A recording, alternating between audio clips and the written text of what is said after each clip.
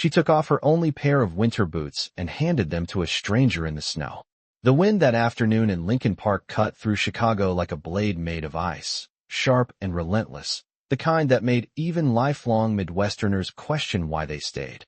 Margaret Hayes sat alone on a frost-covered bench near the frozen pond, her thin wool coat pulled tight around her small frame, her breath rising in pale clouds against the gray sky, the temperature hovering just below 20 degrees Fahrenheit, cold enough to sting but not cold enough to keep the city entirely still. At 72, Margaret had learned to measure winter not by numbers on a weather app, but by the ache in her knuckles and the stiffness in her knees. And that day both warned her she should head back to her 600-square-foot apartment a few blocks away. Yet she remained seated, watching the bare trees tremble and listening to the distant hum of traffic on Lakeshore Drive. She noticed him because he did not move, a man sitting at the far end of the bench, shoulders slightly hunched. Wearing a dark overcoat that looked expensive once, but now carried a dusting of snow along its seams. He had no gloves, no hat, and his dress shoes were thin leather, wholly unfit for sidewalks glazed with ice. Margaret observed the way his fingers trembled, how he pressed them together as if trying to trap whatever warmth remained, and she saw something in his stillness that felt heavier than the cold. She hesitated only a moment before speaking, her voice gentle but steady as she asked if he was all right, and he looked up at her with eyes that were clear, sharp, and unexpectedly calm, telling her he was fine, just thinking. Margaret nodded, recognizing that tone, the one people used when they did not wish to be pitied. The wind gusted again, sweeping across the bench and biting through the soles of her boots, thick-lined and sturdy, the only pair she owned that could withstand Chicago winters. She glanced at his shoes, then at her own boots, and without ceremony or dramatics, she bent down, unzipped them, and slid them off, the cold immediately seeping through her wool socks. She pushed the boots toward him and said he would need them more than she did, that she lived close by and would manage. He stared at her, confusion flickering across his face, followed by something quieter, deeper. He protested once, softly, but she insisted with a small smile that carried neither pride nor martyrdom, only simple certainty. She stood up carefully, her stockinged feet touching the icy pavement, and the cold shot upward through her bones, yet she did not flinch. She wrapped her coat tighter and began the slow walk toward her apartment building, leaving behind the bench, the frozen pond, and the man who watched her go as if committing every detail of her to memory. Margaret did not look back, and she did not know that the man she had just helped own skyscrapers she had only ever seen in photographs, nor that by nightfall her quiet act of kindness would begin to shift the course of both their lives. Margaret reached her apartment building with her feet nearly numb, the concrete steps biting through the thin wool of her socks as she climbed slowly to the second floor, each step deliberate, measured, as if dignity could insulate her better than leather and fur. The hallway smelled faintly of radiator heat and old carpet, a familiar scent that welcomed her more warmly than the winter air had, and she paused outside her door to steady herself before unlocking it. Inside, the apartment was quiet and modest, a small living room with a worn but carefully maintained sofa, a narrow kitchen with linoleum floors polished to a dull shine, and a single bedroom whose window overlooked the alley. She closed the door behind her and leaned against it for a moment, allowing the silence to settle around her. The thermostat read 60 degrees Fahrenheit, exactly where she kept it during the colder months to keep her electric bill manageable on her fixed income. She crossed the room carefully, her feet leaving faint damp prints on the floor, and wrapped them in a thick towel before lowering herself into the armchair by the window. Outside, snow continued to fall in soft, steady sheets, coating parked cars and fire escapes alike. Margaret did not think of the boots as a sacrifice, only as a practical solution to a problem she had seen in another human being. She had spent 40 years as a nurse at Northwestern Memorial Hospital, long shifts on her feet, nights spent adjusting blankets for patients who whispered that they were cold, and somewhere along the way she had learned that warmth was rarely about temperature alone.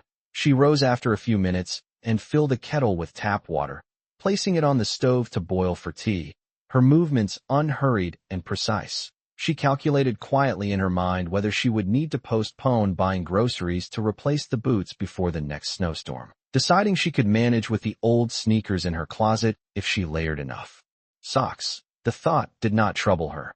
She opened a small wooden drawer near the sink and counted the bills she had set aside for the month. Pension check already stretched thin between rent, medication, and utilities. There was no space in that careful arithmetic for unexpected generosity, yet she felt no regret. She carried her tea to the window and watched a young couple hurry past on the sidewalk below, bundled in scarves and laughter, and she allowed herself a faint smile. The world continued, indifferent and vast, and she had done what she believed was right within it. What she did not see, several miles away in a heated office high above the city lights, was a man standing by a floor-to-ceiling window holding a pair of worn winter boots in his hands, staring out over Chicago as if the skyline itself had shifted. He had not expected to feel unsettled, and yet something about the quiet resolve in the eyes of the woman who had walked away barefoot lingered in his thoughts, refusing to fade. Jonathan Reed had built his reputation on precision, on numbers that aligned perfectly and strategies that left no room for unpredictability. Yet that night in his office overlooking the Chicago skyline, precision failed to quiet his thoughts. The city below glowed in steady lines of white and red traffic, Lake Michigan stretching into darkness beyond. And inside the warmth of the high-rise building, the temperature held at a comfortable 72 degrees Fahrenheit, a sharp contrast to the bitter air in Lincoln Park only hours earlier.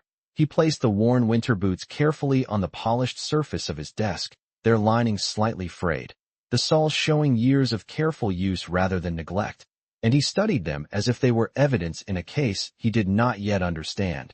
His assistant had left for the evening, the executive floor silent except for the distant hum of climate control systems.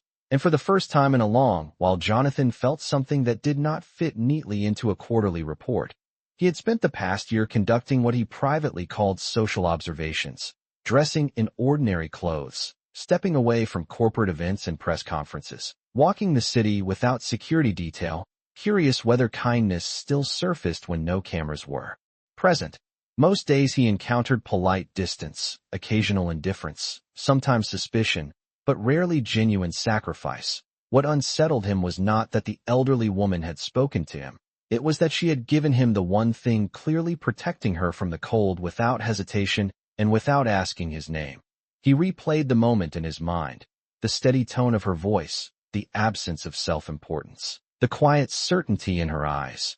She had not appeared reckless or naive, only resolved. He moved toward the window and looked down at the streets far below, thinking about the arithmetic of her life. A fixed income stretched across rent, utilities, groceries, and medication, choices measured in dollars and degrees of thermostat settings. Someone who counted expenses that carefully, did not surrender essential comforts lightly. He returned to his desk and pressed a button on the intercom system that connected to the building security office, instructing them to pull public park surveillance footage from earlier that afternoon, his tone calm but firm. He asked for still images of the woman leaving the park and the direction she had walked, nothing more.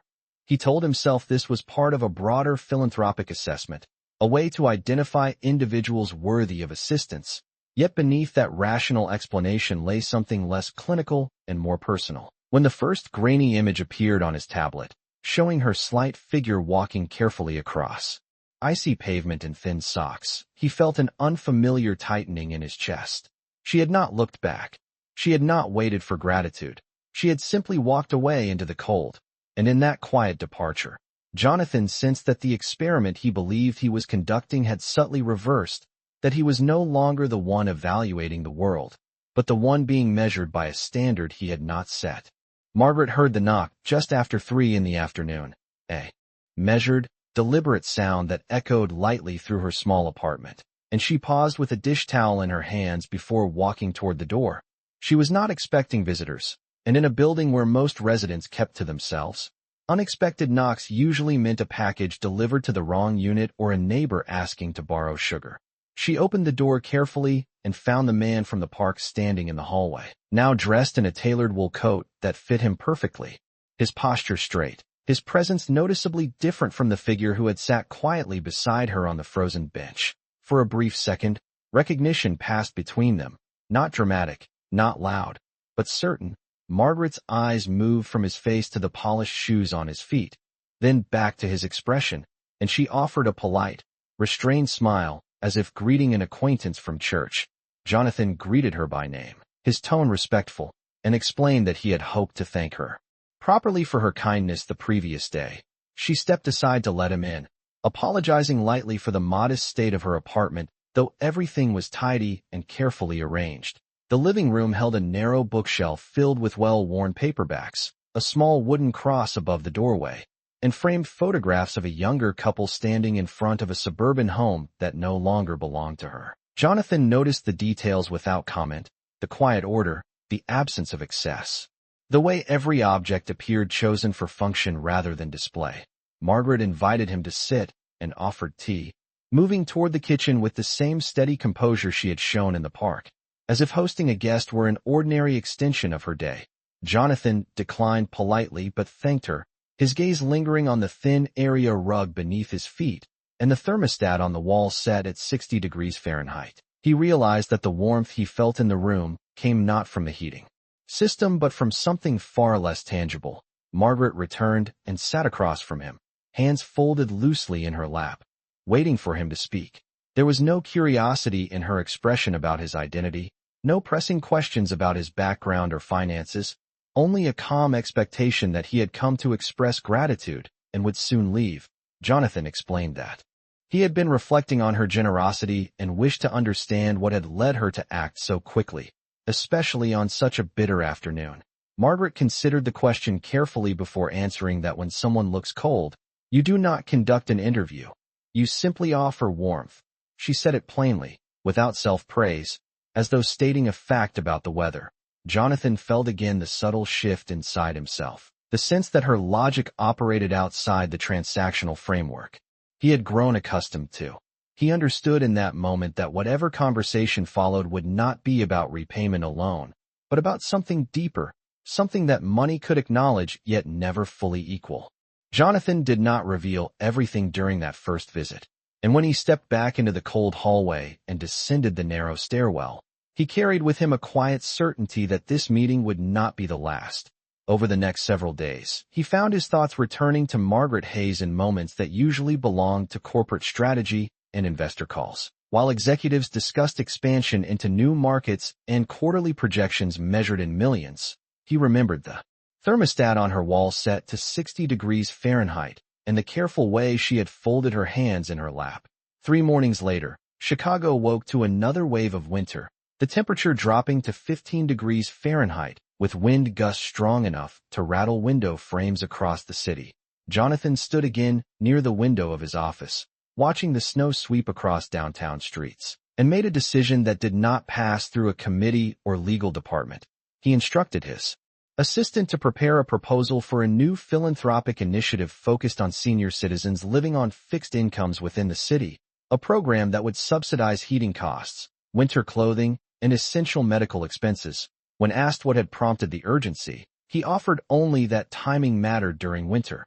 That afternoon he returned to Margaret's building, this time carrying a simple paper shopping bag rather than arriving empty-handed.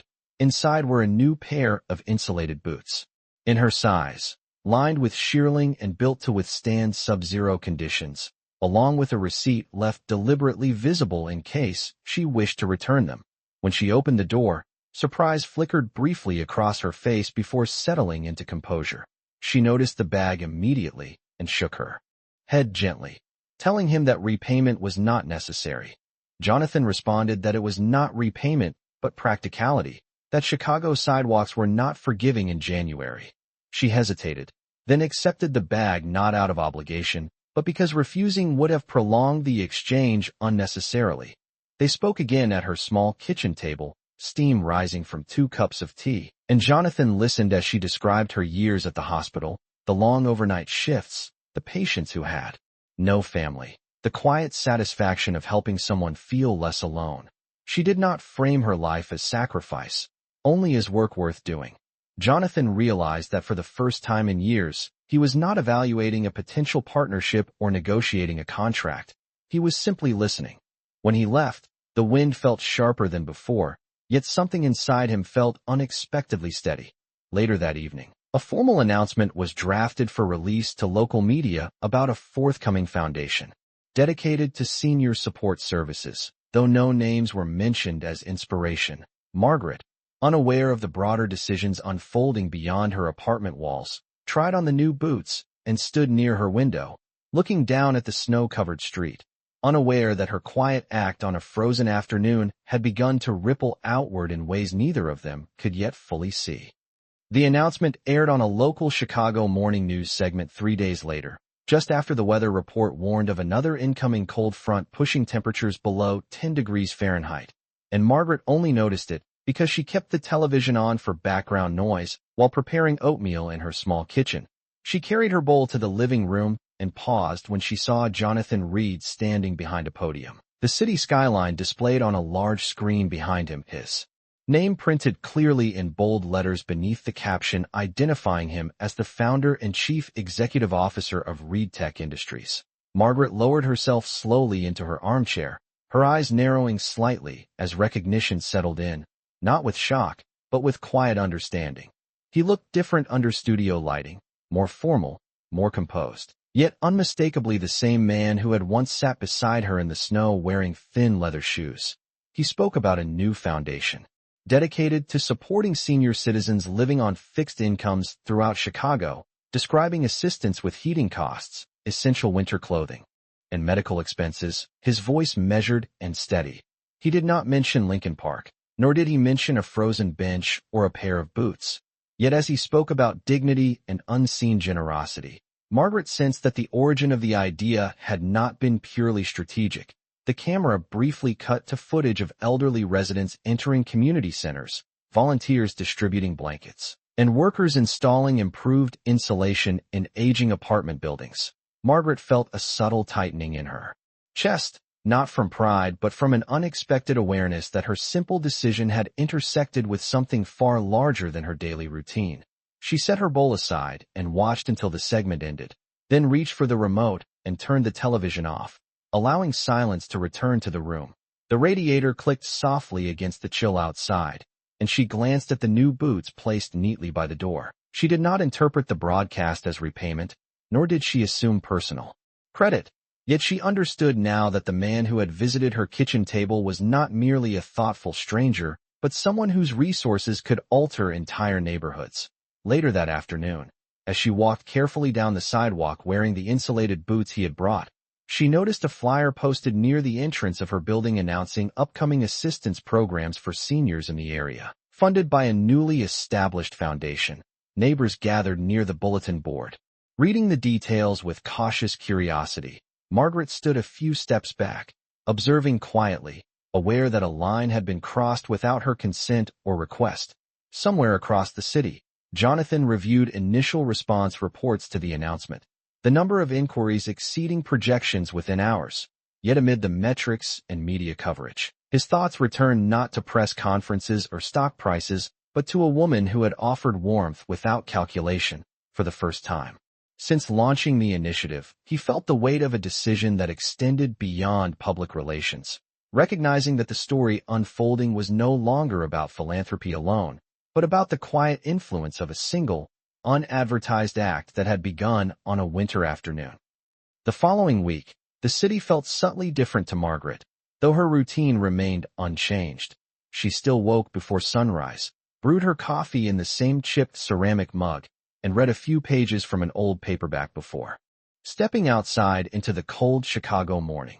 However, notices about the new foundation began appearing not only in her building, but in grocery stores, pharmacies, and bus stops across the neighborhood, offering assistance with heating bills and winter essentials for seniors who met certain income guidelines. She overheard conversations in the checkout line about application forms and community meetings, and each time she kept her expression neutral, resisting the quiet assumption forming among neighbors that some grand gesture must have sparked the initiative. Jonathan, meanwhile, found himself navigating a surge of public attention. Interviews were requested, headlines praised his generosity, and industry analysts framed the program as a strategic move to strengthen his company's public image. Yet in private meetings, he insisted that the foundation operate with minimal branding, instructing his team to prioritize discretion over publicity. He he visited several community centers. Unannounced, observing seniors filling out forms at folding tables, volunteers explaining eligibility criteria, and social workers outlining heating assistance packages calculated to offset winter utility costs that often climbed above $200 per month in older buildings. One afternoon, he returned again to Margaret's apartment building, this time without a shopping bag or prepared remarks. He found her in the lobby reading the posted details of the program alongside two neighbors, who were discussing whether they qualified. When she noticed him, she offered a calm nod, neither surprised nor overly familiar. He asked if she had considered applying, and she responded that there were others who needed it more. Jonathan studied her face carefully, aware that pride could disguise necessity. Yet he sensed her answer was not denial but conviction. She had lived her life providing care, not receiving it, and the shift in roles did not sit easily with her. He explained gently that the foundation was not charity in the traditional sense, but an acknowledgement of contribution, a way of ensuring that those who had given decades of service could maintain comfort during difficult seasons. Margaret listened without interrupting, her gaze steady. Around them, the lobby lights flickered slightly as the heating system cycled on, pushing warm air through old vents. For a moment, neither spoke. Jonathan realized that the success of the foundation would not be measured solely in numbers or press coverage, but in whether individuals like Margaret felt respected rather than rescued. As snow began to fall again outside the glass entrance doors, he understood that the most delicate balance was not financial but human, and that the quiet dignity of the woman standing before him remained the true standard by which his actions would be judged. Winter gradually loosened its grip on Chicago, and by early March the snowbanks along the sidewalks had softened into uneven gray ridges, shrinking beneath longer daylight hours and hesitant sunlight. Margaret continued her daily walks through Lincoln Park, the new insulated boots steady against damp pavement, her pace measured but confident. She noticed subtle changes around her building as more residents began receiving assistance with heating costs and basic necessities. Conversations shifting from quiet worry to cautious relief. One afternoon, as she sat once again on the same bench near the pond where everything had begun, she observed children tossing breadcrumbs to ducks and joggers weaving along the cleared paths. The air remained crisp, hovering near 40 degrees Fahrenheit, yet it carried the promise of spring. Jonathan arrived without announcement, dressed simply, no cameras, no reporters trailing behind him. He approached the bench and paused before sitting at a respectful distance, mirroring the first afternoon they had shared. For a moment, neither spoke. The city sounds drifted around them. Distant traffic, faint laughter, the soft rustle of wind through bare branches. Jonathan finally told her that the foundation had approved its first round of heating subsidies and that hundreds of seniors would see reduced utility bills before the next cold snap. Margaret listened, nodding slightly, not surprised but quietly pleased. She asked him whether he had found what he was looking for during his time walking the city in ordinary shoes. He considered the question carefully before admitting that he had expected data and received perspective instead. She responded that sometimes the simplest exchanges reveal the most about a person's character, especially when no one is watching. Jonathan looked out over the pond, now partially thawed, and realized that his experiment had ended the moment she stood up from that bench and walked away without asking his name.